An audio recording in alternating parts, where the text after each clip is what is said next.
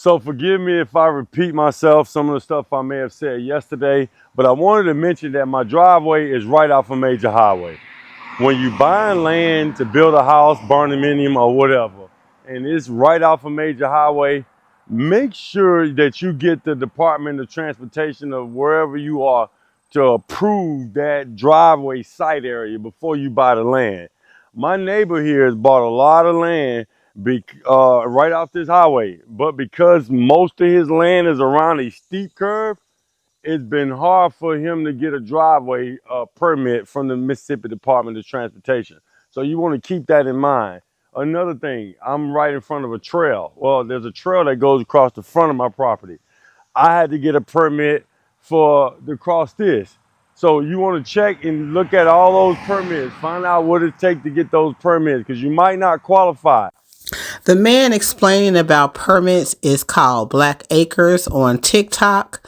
And he's in Mississippi.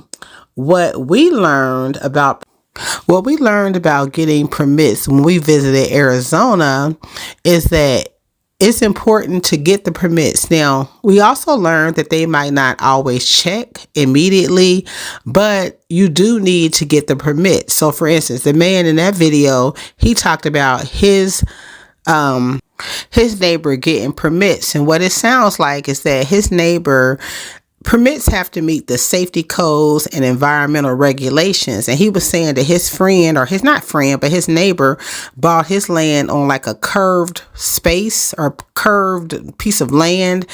And so he's been finding it difficult to get the permits. What we learned are permits are needed for things like building a structure, installing a septic system, or even clearing trees. We learned that the Arizona State Land Department does not always check. Nobody cares, nobody checking, but you never know. We discovered that it costs thousands and thousands of dollars to put a septic tank on your land.